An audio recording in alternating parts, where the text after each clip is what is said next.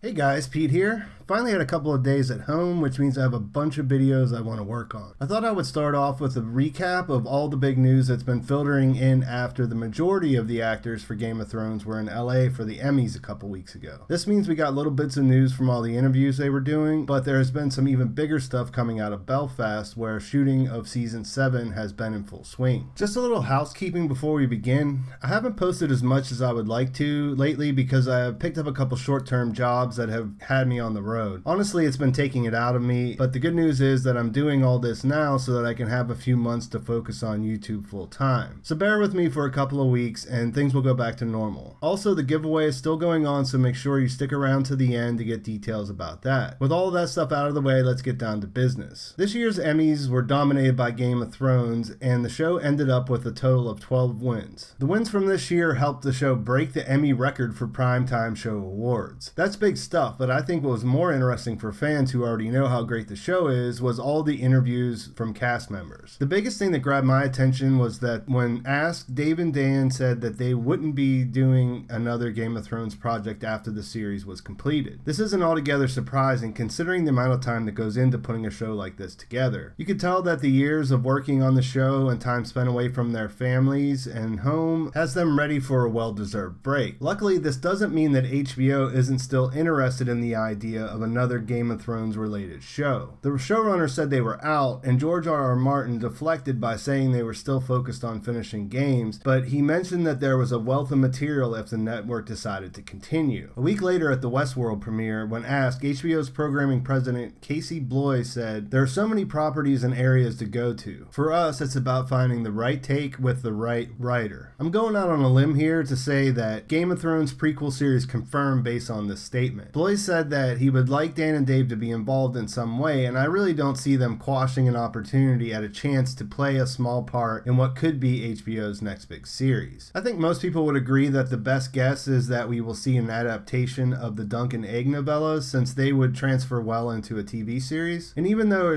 there's still a lot of those to write, it's the same situation where Martin knows how the story will play out at the end. Even as fans, we already know that everything leads up to the birth of Rhaegar and the tragedy of Summerhall. It's really a no-brainer on HBO's part, so that's all there really is to say about that. Would anyone not want to meet the female wolves of Winterfell or a young Bloodraven? I didn't think so. From the cast, we learned how emotional things are getting now that the end of the series is near, and got to see them all peacocking on the red carpet. Sophie Turner said that things feel different in Belfast, and that everyone is staying around longer than they usually do. Instead of flying home for the weekends, the cast is staying in town, which would explain the massive number of sightings that are showing up on fans' social media accounts. Anyway, that was the general feeling from most of the interviews. When asked about the season 7 script, everyone seems to have been blown away when they read it. We already heard about this from Maisie Williams' tweet storm about a month ago after reading the season 7 script, and the other cast members echoed the same sentiment. Speaking of Maisie, when asked in LA, she said this about season 7. "It's going to be heartbreaking and exciting." Emilia Clarke hyped up an upcoming battle scene, saying, "Last season's battle was ridiculous, but this season is like there's like another battle that's epic." With Entertainment Tonight, Sophie Turner said when pressed, some crazy dragon stuff happens. The whole thing's amazing, and that's all that I can say." She also said something in relation to her and Maisie getting matching tattoos that turned into a story. Basically, she said that you never know if the characters are going to make it through a season, so they wanted to get it done now. I don't think that confirms that either Arya or Sansa is going to die, but it made some people wonder, and there were a bunch of articles about it. While all of that stuff is exciting, it's also a little bit vague. Let's look at what else is coming out related to the actual shooting of the upcoming season. In case you don't follow Watchers on the Wall, which combs local sources in Spain and Ireland for news, I can tell you that pretty much every one of your favorite characters have been seen near one of the filming locations. Yara, Theon, Brienne, Sansa, Arya, Daenerys, Jon Snow, Bran, the Hound, Davos, Missandei, Grey Worm, Tyrion, Cersei, Jaime, Podrick, Gendry, Littlefinger, and so on and so forth. No surprises there, really. Some of the more interesting sightings include the actors that play Robert Glover, Thoros of Myr, and a random kid that showed up in pictures from the Daily Mail. What makes Robert Glover interesting is that the Glovers hold Deepwood Motte, which isn't that far from Winterfell. It's actually northwest and situated between Winterfell and Bear Island, which is the home of the Mormonts. We saw Lord Glover pledge fealty to Jon Snow as the king in the north, and based on their location, the Glovers could be useful in pretty much anything Jon does related to the Wall or any kind of battle that happens in the north. We also got some spoilers related to Thoros, or at least that he will be playing a larger role in the upcoming season. When we last saw him, he was with Beric Dondarrion and the Hound, so we can guess that Sandor has taken them up on their plan to head north. Thoros is one of those characters we know a little bit more about in the books, but none of what he's doing there now is a clue to what he might do in season 7. This is mainly because he is still with the Brotherhood in the Riverlands, who are now following Lady Stoneheart around. Beric is actually dead now, having passed his life on to Stoneheart, so no clue on what the show has in store for him. This is what we know about Thoros. He's a Red Priest who follows R'hllor like Melisandre. He was actually given to the Red Priest by his parents when he was young because he was the youngest of 8 children. He became a priest but seems to have been more interested in fighting, women, and drinking. He was sent to King's Landing because the Red Priests hoped that he could convert King Aerys II to their cause since he was obsessed with fire. After he was unsuccessful, he had a crisis of faith. He was present in court when Tywin presented the corpses of Rhaegar's children to Robert Baratheon, and would never forget the Mountain's unrestrained brutality. Thoros got along well with King Robert and became one of his favorite drinking companions. He had a couple of other claims to fame, including being a frequent tourney melee champion. He would use a sword set aflame with wildfire to spook his opponent's horses. In the Greyjoys' rebellion, he earned recognition for being the first one over the wall at Pike. By far, his most notable feat was bringing Beric Dondarrion back to life. Beric was killed after being ambushed by the Mountain. During a burial ritual, Thoros inadvertently resurrected him while performing the last kiss. From there, they formed the Brotherhood Without Banners with the purpose of protecting the small folk from all the soldiers roaming around in the Riverlands. Bringing Beric back renewed his faith in the Red God, and he finds that he can bring him back to life several more times. He also starts to be able to see visions in the flames. Other than that, we get no indication that he is doing anything other than following Lady Stoneheart, who is on a Frey killing spree. Since we aren't going to get the resurrected Catelyn in the show, what do we think Thoros will do? Beyond the obvious of bringing himself and 2 capable warriors, the Hound and Beric, up north, I think they might use him to assist Jon in Melisandre's absence. While I don't think we've seen the last of Melisandre, I think it's safe to say that she won't be coming back to Winterfell anytime soon, unless maybe she comes with Arya or something like that. From shooting reports that we know that Brienne, Davos, Jon, Sansa, Pod, and Littlefinger all appear to be doing scenes together without any mention of Carice Van Houten, who plays the Red Woman. Jon knows firsthand about the White Walker threat, but basically no one else who is south of the Wall besides the Wildlings know how crazy the situation is. Thoros would have the same knowledge as Melisandre and could be a helpful advisor for Jon when it comes to the War for the Dawn. That's my best guess, but let me know what you guys think in the comments. And then there's this kid who I was racking my brain about when I saw the picture. This morning when I was having coffee, I saw a new video from Because Geek that put forth a novel theory that hinges on the fact that there is also a non-Sansa red-haired actress on set. To break it down simply, there aren't many obvious choices on who this young boy would be. He could be a random son of a northern house, but beyond that I really don't have any guesses. Because Geek's theory goes through some not so likely choices and then puts out the idea that maybe he's from one of Bran's visions. She mentions different people he might be, none of which make a whole lot of sense, and then brings the mystery redhead into the picture. The Daily Mail, who's responsible for the picture, referred to the actress as a body double for Sophie Turner, but it seems like they just assumed that to be the case. The theory goes that she could actually be a young Catelyn in one of Bran's visions, and that the boy could be a young Littlefinger. There's definitely no clear evidence that this is the case, but it actually seems plausible considering there aren't any better guesses. It could be that Bran saw Littlefinger and Sansa through the Weirwood tree that we saw him touch at the end of season 6,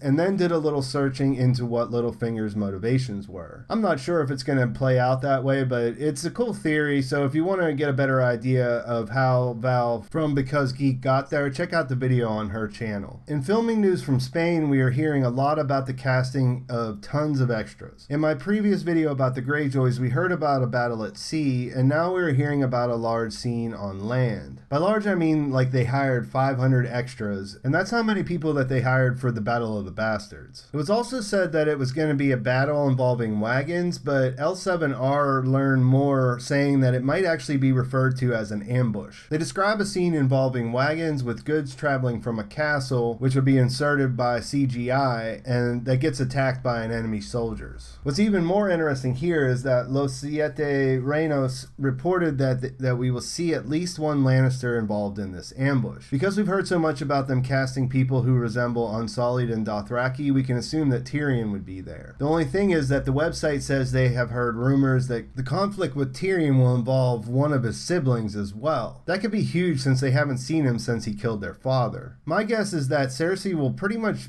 not going to be anywhere except for the Red Keep for the rest of her life, so the most likely candidate would be Jaime. We all know Jaime has a soft spot for Tyrion, but he definitely stabbed him in the back by killing his father after Jaime let him go. Another interesting reveal from El7R via Watchers on the Wall is that they are filming a scene nearby that involves a major character falling into a body of water. It's possible that this is connected to the ambush or battle since the terrain is similar, but there's really no way to know for sure. The way the scene is described though, it almost sounds like the major character is falling from the sky into the water. This would of course bring up the idea that, maybe Daenerys is falling from Drogon if she was riding him in the action, but it might also be someone who is not quite as experienced on a dragon. Since we know Tyrion will be there, we can go full tinfoil and say that he jumps on Viserion, who lets him ride in order to escape some sort of attack, but then loses control and ends up in the water. This would put all the speculation to rest and confirm that he is one of the heads of the dragon. Obviously, that's just a complete guess, but hey, you never know. I mean, sooner or later, someone's going to jump onto one of the other dragons. Overall, those are the most exciting bits of news. There was a report that Rhaegar was cast, but in my opinion, it doesn't seem likely. Apparently, an American singer posted on Instagram that he might have made an appearance in season 7, and from there, the internet ran with the idea that he must be Jon's father since there's like a resemblance in the character. It's not confirmed either way, but it would be kind of a disappointment to me if that was the case, since it would likely mean that the role was pretty much insignificant overall. I'm all for some Rhaegar flashbacks, but hope to see more than a quick glimpse that would require some previous acting chops. Don't believe the hype either way though. The casting of Rhaegar has not been confirmed. That's pretty much it. I got a couple of other videos that I want to get out hopefully before I go back to work. I'm working on a Euron video and some other things. Before I finish, I wanted to give a shout out to a new channel that is doing some cool stuff for charity. They're called Trial by Trivia, and they've been doing Game of Thrones trivia, which is actually a lot of fun. Came across their channel a couple weeks back and had a blast answering questions in the chat with them and all their other followers. They've also been doing a tournament with YouTube creators you probably know, so you can watch those episodes to see how well you would do if you were up against them. It's a brand new channel and they're still growing, but the charity aspect is great and you should check them out. I'll post a link in the description so that you can go over there and think about supporting the charity, which trains service dogs to help people that need them. Please like the video if you thought it was good, and make sure to subscribe to the channel for a chance to win in the giveaway. When I hit 18,000 subscribers, I'm giving away a copy of Knight of the Seven Kingdoms by George R.R. Martin. All you have to do is enter and be a subscriber, and then just leave a comment on my videos. Thanks for watching. I'll talk to you soon.